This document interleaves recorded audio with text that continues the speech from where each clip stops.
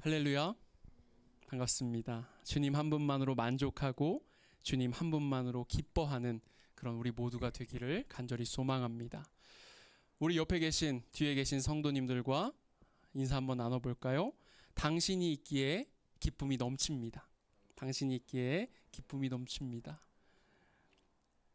이러시면 안 돼요, 여러분. 다시 눈을 한번 마주치시며 당신이 있기에 기쁨이 넘칩니다. 당신이 있기에 기쁨이 넘칩니다. 아멘. 정말 우리 각자가 있기에 정말 우리가 기쁨이 넘칠 수 있기를 간절히 소망합니다.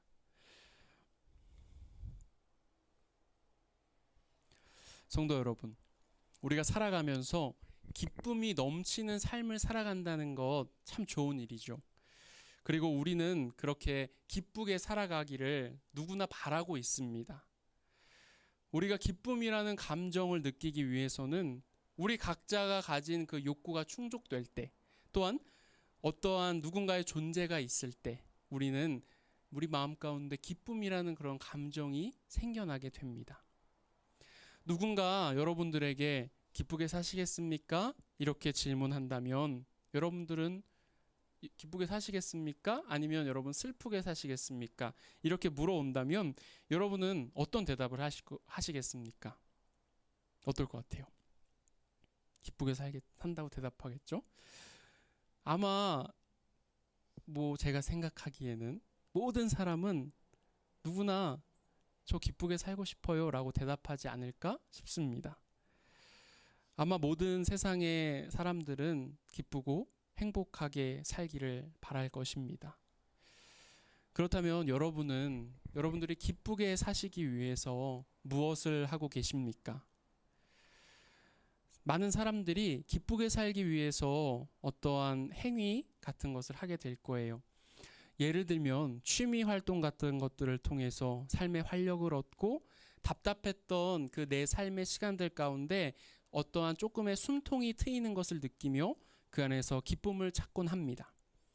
그런데 그렇게 찾은 기쁨이라는 그것이 연속성이 좀 부족해요. 안타깝게도 그 기쁨이 그렇게 오래가지 않음을 우리는 삶을 통해서 알게 됩니다. 분명히 조금 전까지, 어제까지만 해도 내 안에 정말 기쁨이 가득했었던 것 같은데 시간이 조금만 지나버리면, 잠을 자고 일어나 버리면 그 내 안에 가득했었던 기쁨이 어디로 갔는지 온데간데 사라져 버림을 느낍니다. 이런 거예요, 여러분. 여행 가면 참 좋죠. 내가 속한 곳, 내가 처해 있는 어떠한 상황들 속에서 벗어나서 아무도 나를 모르는 곳에서, 또한 아무도 나의 시간을 간섭하지 않는 곳에서 맛있는 것도 먹고 또 평소에는 볼 수 없었던 풍경과 평소에는 가질 수 없었던 그 나만의 시간을 가질 수 있게 됩니다. 하지만 여행이라는 것이 평생토록 계속하면 정말 좋을 것 같은데 여행이라는 것은 끝이 있는 법입니다. 우리는 언제까지 여행만 하며 살아갈 수는 없기 때문에 언젠가는 다시 나의 삶의 자리로 다시 돌아와야 할 때가 찾아오죠. 그렇게 여행을 마치고 집으로 돌아오는 길에 우리는 다짐을 합니다. 그래, 이번에 잘 쉬고 또 내 마음 가운데 어려운 것들도 잘 정리했으니까 이제 다시 내 삶의 자리로 돌아갔을 때 정말 최선을 다해서 살아보자. 그동안 내가 놓치고 살았던 것들을 다시 잘 점검하며 열심히 살아가 보자.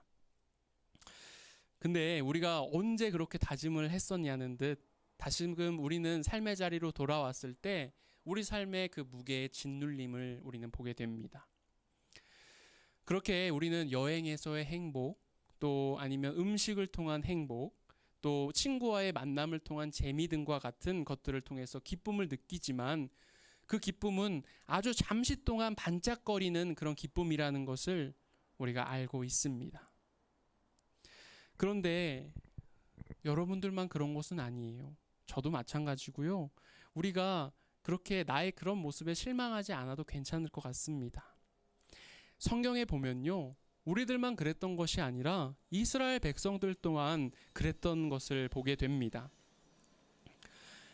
모세가 이집트의 노예 생활을 하던 이스라엘 백성들을 인도해서 이집트로부터 탈출시키죠. 그런데 그들이 이집트를 탈출해서 어디를 떠돌았습니까? 광야를 떠돌았어요. 광야를 떠돌면서 근데 그 광야 여러분 생각해 보세요. 먹을 게 있었을까요? 없었을까요? 없었을 거예요. 굉장히 배고팠을 거예요.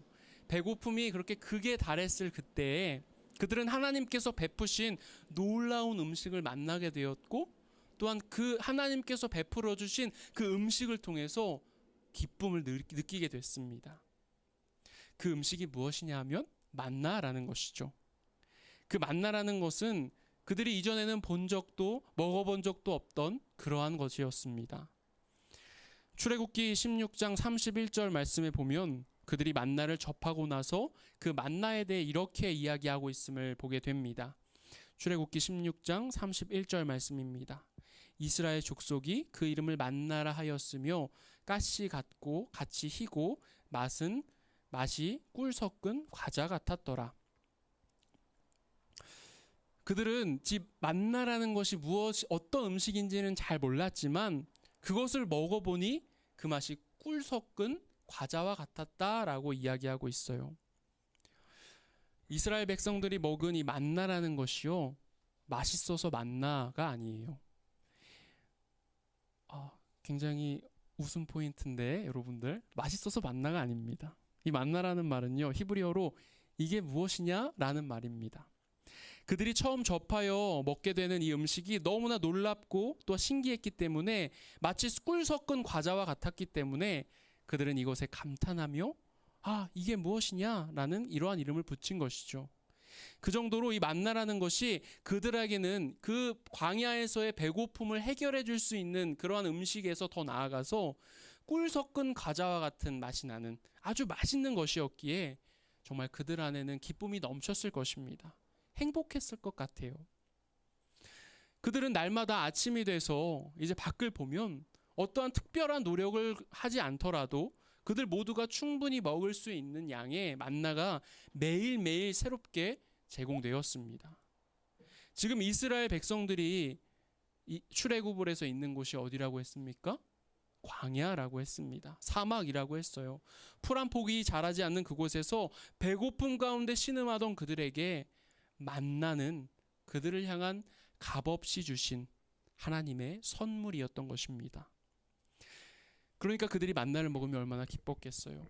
하나님께서 주신 그 만나를 그들이 먹으며 얼마나 하나님을 찬양했겠습니까?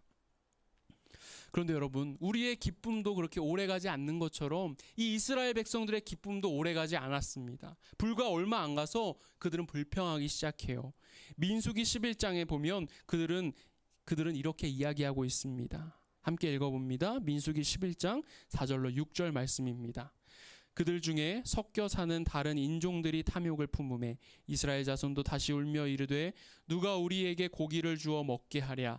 우리가 애굽에 있을 때는 값없이 생선과 오이와 참외와 부추와 파와 마늘들을 먹은 것이 생각나거늘 이제는 우리의 기억이 다하여 이 만나 외에는 보이는 것이 아무것도 없도다 하니. 아멘. 이스라엘 백성들이 이집트에서 노예 생활했었잖아요. 이집트에서 노예 생활할 당시에 그들에게는 다양한 먹거리가 있었습니다.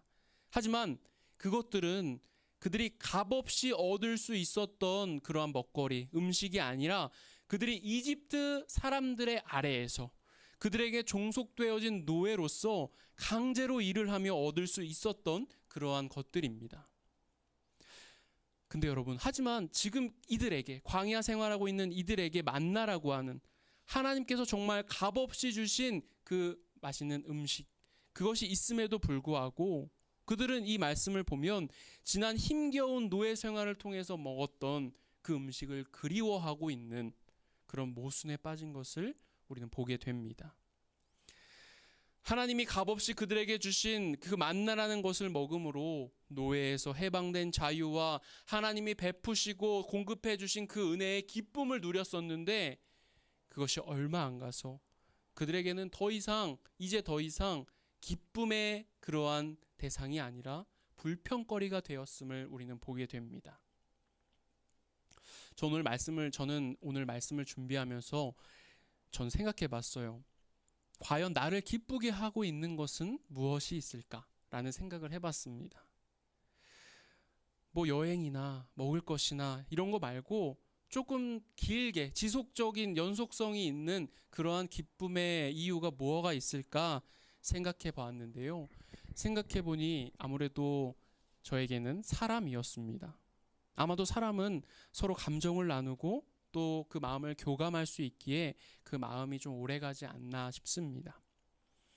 그런데 그것이 정말 변함없이 영원할 수 있을까? 라는 생각을 해봤는데요. 내 모든 걸 다 주어도 아깝지 않은 내 아이조차도 사실 그렇지 않거든요. 매일매일 24시간 평생 동안 저를 기쁘게 하진 않아요, 솔직하게. 그렇지 않은데 정말 그것이 내가 가질 수 있는 정말 가장 큰 기쁨이라고 이야기할 수 있을까?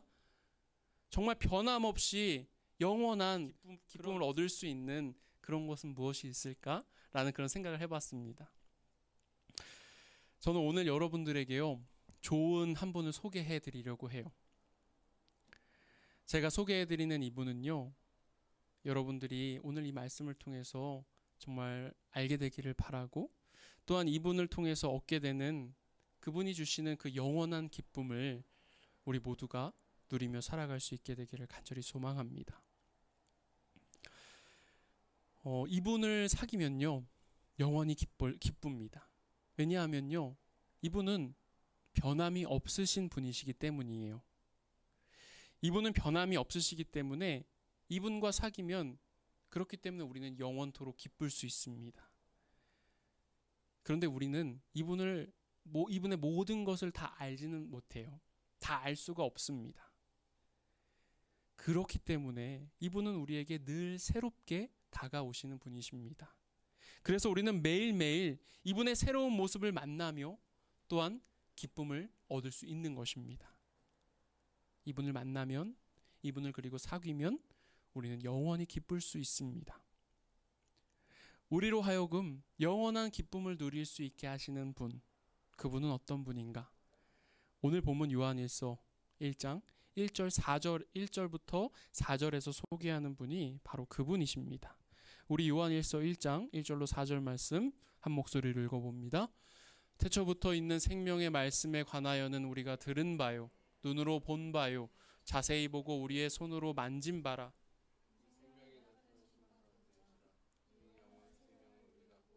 증언하여 너희에게 전하노니 이는 아버지와 함께 계시다가 우리에게 나타나신 바 된 이시니라. 우리가 보고 들은 바를 너희에게도 전함은 너희로 우리와 사귐이 있게 하려 함이니 우리의 사귐은 아버지와 그의 아들 예수 그리스도와 더불어 누림이라. 우리가 이것을 쓰면 우리의 기쁨이 충만하게 하려 함이라. 아멘. 이 요한일서의 저자가 이분을 무엇이라고 부르고 있는가 하면, 들었고 보았고 손으로 직접 만졌던 태초부터 있던 생명의 말씀이라고 부르고 있습니다. 태초부터 있던 생명의 말씀, 이것은 이분을 나타내는, 이분을 부르는 또 다른 이름입니다. 그래서 저도 지금부터 여러분에게 소개해 드리려고 하는 이분을 줄여서 생명이라고 부르겠습니다.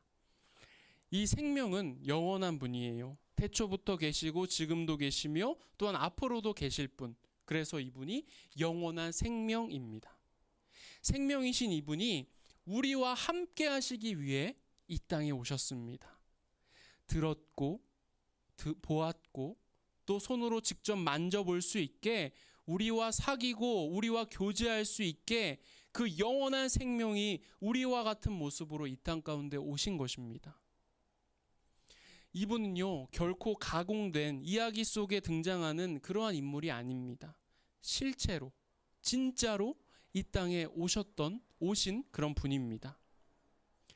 그의 탄생, 또한 그의 가르침, 그리고 그가 행했던 사건들, 그리고 그의 죽음, 그리고 그의 부활의 사건을 보고 듣고 손으로 만지며, 아, 그것이 진짜구나, 이분이 실체구나, 성경이 사실이구나, 이분이 성경에서 이야기하셨던 메시아구나 라는 것을 우리는 알게 됩니다.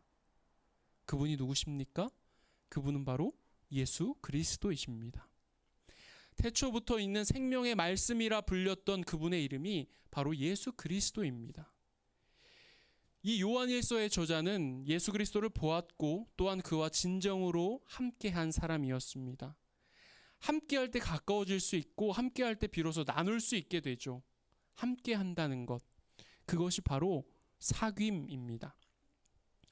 지금 이 요한일서를 쓰고 있는 저자와 또 그와 함께 있는 사람들은 이미 예수 그리스도와 사귄 사람들이었습니다. 그래서 그들은 이 말씀을 통해 증거하고 있는 거예요. 내 안에 진정한 기쁨이 있다라고 말이죠. 내 안에 있는 그 기쁨, 자신이 누리고 있는 그 진정한 기쁨을 그는 모든 세상의 사람들이 함께 누리기를 바라며 함께 예수님과 진정으로 만나고 교제하고 사귀기를 바라며 이 편지를 쓰고 있는 것입니다. 그 안에 기쁨이 충만하여 증거하고 있는 이 사귐, 그것은 영원한 생명이신 예수 그리스도와 함께하고 예수 그리스도를 누리는 것을 말합니다. 그렇게 예수님과 교제해라, 사귀어라 라고 이야기하고 있는 것이죠. 그런데 어떻게 해야 이 영원한 생명이신 예수 그리스도와 우리가 사귈 수 있을까요? 누군가와 사귀기 위해서는 그를 알아야만 합니다. 그렇기 때문에 우리 또한 우리가 예수 그리스도와 사귀기 위해서는 예수님이 누구신지 어떤 분이신지 우리가 알아야만 합니다. 요한복음에서 영원한 생명이신 예수 그리스도에 대해 그가 누구인가, 그가 어떤 분이신가 라는 것을 자세하게 기록하고 있는데요. 요한은 이 복음서를 읽는 사람들을 향해서 이런 마음으로 요한복음을 작성했다라고 말하고 있습니다. 우리 요한복음 20장 31절 제가 읽습니다. 오직 이것을 기록함은 너희로 예수께서 하나님의 아들 그리스도이심을 믿게 하려 함이요 또 너희로 믿고 그 이름을 힘입어 생명을 얻게 하려 함이니라. 아멘. 이 복음서를 통해서 이것을 접하고 읽게 되는 사람들이 하나님의 아들이신 예수 그리스도를 믿게 하기 위해서 또 그것을 믿고 영원한 생명을 얻게 하기 위해서 이 요한복음을 기록했다라고 사도 요한이 기록하고 있죠. 그런 간절한 마음으로 그는 예수님이 어떤 분이시다라고 이야기합니다. 특별히 예수님에 대해서 요한복음에 설명하면서 나는 무엇이다 라는 표현법으로 예수님을 이야기합니다. 그것이 요한복음 6장부터 15장까지 7번에 걸쳐서 나타나는데 우리가 지금 이 시간에 요한복음 6장부터 15장까지 다 읽어볼 수는 없으니까요. 그것을 요약해서 말씀드리면 예수님은 생명의 떡이시고 예수님은 세상의 빛이고 양의 문이시고 선한 목자이시고 부활이요 생명이시고 길이요 진리요 생명이시며 예수님은 참 포도나무이시다라는 것입니다. 예수님은 이런 분이라는 거예요. 그러니까 예수님은 이런 분이시니까 이분을 알고 사귀어야 한다라고 이야기합니다. 그리고 그런 예수님과 사귈 때 영원한 생명을 얻을 수 있다라는 것이죠. 정리해서 이야기해 보면 예수 그리스도가 영원한 생명이라고 했어요. 예수 그리스도께서 생명 그 자체라고 했습니다. 그런데 그 생명이신 예수님과 사귀는 방법은 예수님을 믿는 것입니다. 그게 예수님과 사귀는 거예요. 예수님을 믿고 그와 함께함으로 그와 사귀게 될 때 그때 우리는 영원한 생명을 얻을 수 있게 된다는 것입니다. 그리고 그 영원한 생명을 얻은 우리에게는 영원한 기쁨이 넘쳐난다는 것입니다. 영원한 생명으로 말미암은 그 기쁨은 영원한 생명을 통해서 우리가 얻을 수 있는 그 기쁨은 영원한 것입니다. 변하지 않는 기쁨입니다. 성도 여러분, 예수 그리스도를 믿는 믿음에는 영원한 생명이 있습니다. 그리고 그 영원한 생명에는 세상 그 무엇도 줄 수 없는 변치 않는 기쁨이 있습니다. 우리가 사랑해야 할 대상, 우리가 믿고 정말 따르고 사귀어야 할 대상, 그것은 오직 예수 그리스도이십니다. 앞으로의 우리 모두의 삶 가운데 예수 그리스도와의 사귐과 또 교제가 가득한 우리의 인생이 되기를 간절히 원합니다. 그런데 여러분, 오늘 말씀을 읽다 보면 우리 교제의 대상, 사귐의 대상에 정말 중요한 한 분이 더 계심을 보게 됩니다. 우리 다시 한번 오늘 본문 3절의 말씀 읽어보기 원합니다. 함께 읽습니다. 우리가 보고 들은 바를 너희에게도 전함은 너희로 우리와 사귐이 있게 하려 함이니 우리의 사귐은 아버지와 그의 아들 예수 그리스도와 더불어 누림이라. 아멘. 우리의 사귐이 예수님과 또 누구와 더불어 누린다고 하고 있습니까? 누구죠? 아버지. 우리 하나님을 이야기하는 것입니다. 하나님과 그의 아들 예수 그리스도와 더불어 누리라고 이야기하고 있어요. 그리고 오늘 본문 요한일서 1장 5절로 10절은 그 아버지에 대해서, 그 하나님에 대해서 이렇게 증거하고 있습니다. 제가 빠르게 읽어봅니다. 우리가 그에게서 듣고 너희에게 전하는 소식은 이것이니 곧 하나님은 빛이시라 그에게는 어둠이 조금도 없으시다는 것이니라.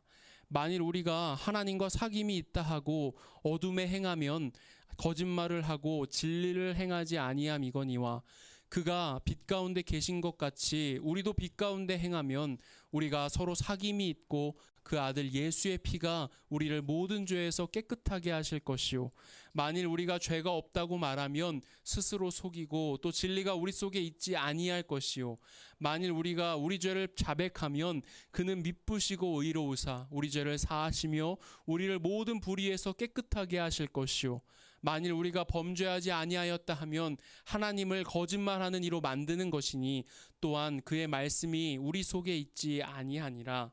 아멘.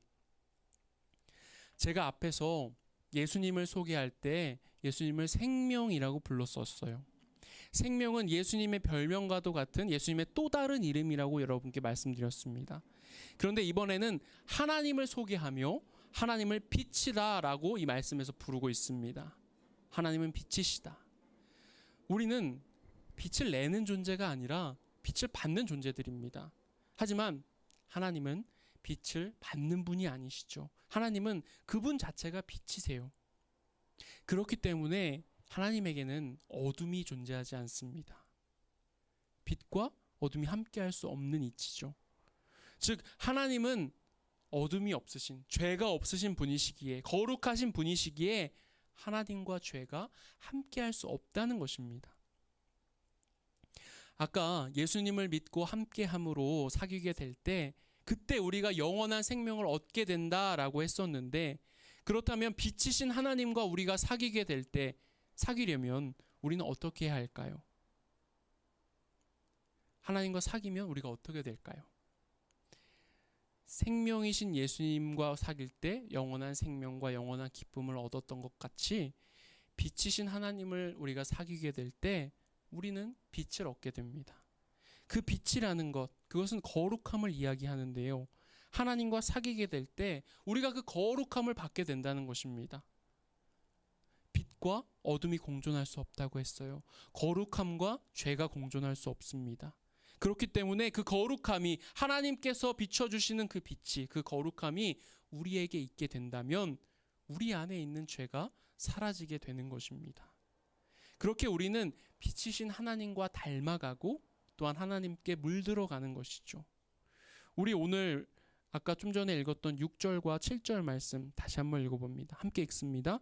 만일 우리가 하나님과 사귐이 있다 하고 어둠에 행하면 거짓말을 하고 진리를 행하지 아니함이거니와 그가 빛 가운데 계신 것 같이 우리도 빛 가운데 행하면 우리가 서로 사귐이 있고 그 아들 예수의 피가 우리를 모든 죄에서 깨끗하게 하실 것이요. 이렇게 6절에서 이야기하고 있는 것처럼 우리가 하나님과 사귐이 있다고 하면서도 어둠을, 죄를 행하고 있다고 한다면 그것은 하나님과의 진정한 사귐이 아니다. 그것은 말뿐인 거짓말이다 라고 이야기하는 거예요. 7절에서 말하는 것처럼 하나님과 사귀면 그 빛을, 그 거룩함을 받았기에 하나님께서 빛 가운데 계신 것 같이 우리 또한 당연히 그 빛을 행하며 살아야 한다는 것입니다. 이어지는 8절은 또 이렇게 이야기해요. 만일 우리가 죄가 없다고 말하면 스스로 속이고 또 진리가 우리 속에 있지 아니할 것이요. 죄가 없다고 말하면 스스로 거짓말하는 것이라고 이야기합니다. 성경에서 말하는 그 핵심적인 성경의 주제는요, 바로 인간의 죄, 그리고 자비로우신 하나님의 구원이라고 말할 수 있을 거예요. 세상의 그 누구도 나에게 전혀 죄가 없다라고 말할 수 없습니다. 인간의 죄는 스스로 하나님인 것처럼 자처하는 데 있다라고 말한 니보의 말처럼 우리 모두는 늘 하나님을 외면하고 자신의 의지대로 살아가려고 하는 그러한 경향이 있습니다. 이렇게 우리 모두는 근본적으로 죄인일 수밖에 없어요. 우리가 그것을 깨닫고 나 자신이 하나님 앞에서 죄인임을 인정하고 회개할 수 있어야 합니다. 우리가 주님 앞에 겸손한 마음으로 나의 연약함과 또한 나의 죄악된 그러한 마음들을 내어놓을 때 그때 우리가 진리 안에 거하게 될 줄로 믿습니다. 그렇다면 다시 우리가 처음 품었던 질문으로 돌아가서 우리가 예수 그리스도와 사귀는 방법은 예수 그리스도를 믿는 것에서 시작된다라고 했었습니다. 그런데 하나님 앞에서 죄인인 우리가 결코 죄가 없다라고 이야기할 수 없는 우리가 어떻게 빛이신 그 하나님과 사귈 수 있을까요? 우리는 빛이신 하나님과 함께할 수 없는 존재들이었습니다. 즉 감히 하나님과 사귄다라고 이야기할 수 없는 존재들이었죠. 그런 하나님과 우리 사이에 예수님은 아주 중요한 역할을 하고 계십니다. 그것이 오늘 본문의 마지막 요한일서 2장 1절로 2절이 말씀하는 내용입니다. 우리 요한일서 2장 1절로 2절 말씀 한 목소리로 읽습니다. 나의 자녀들아 이것을 너희에게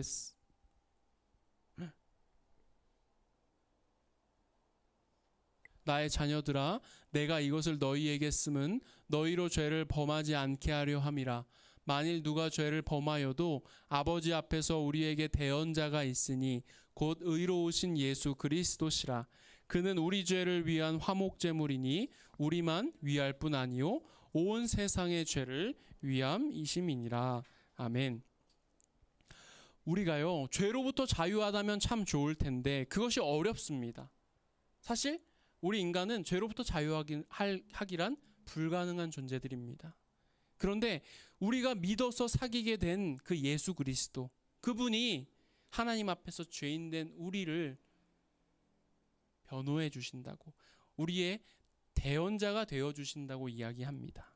쉽게 말해서 하나님의 아들이신 예수님께서 우리 편이 되어 주신다는 거예요. 그래서 우리가 하나님 앞에서 죄로부터 자유한 자로, 하나님과 진정으로 사귀고 교제할 수 있는 그러한 자로 만들어 주신다는 것입니다.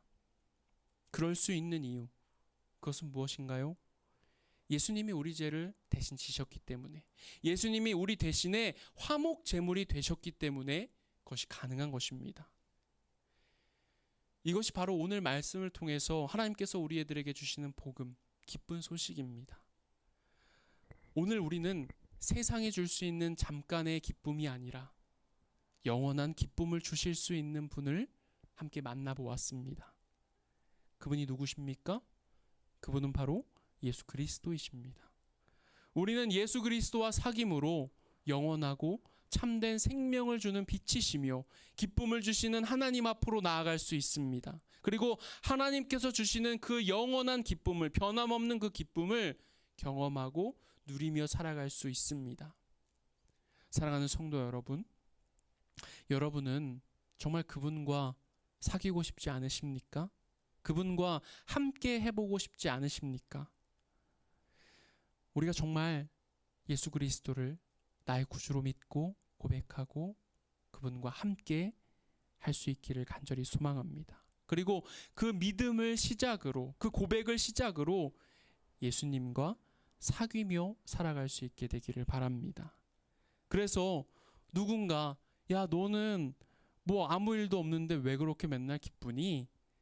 뭐 이렇게 물어본다거나, 왜 너는 나랑 똑같은 상황에 처해 있는데 왜 너는 그렇게 기쁨이 넘치는 것 같지? 너 안에 왜 그 기쁨이 있지? 라고 물어보았을 때 나는 예수님 때문에 기뻐. 내 안에 예수님을 만났기 때문에, 예수님과 나는 사귀고 있기 때문에 그 영원한 생명과 영원한 기쁨이 내 안에 있는 거야 라고 삶으로, 여러분의 삶으로 증거하며 살아갈 수 있는 우리 모두의 삶이 되기를 간절히 기도하고 소망합니다. 아멘.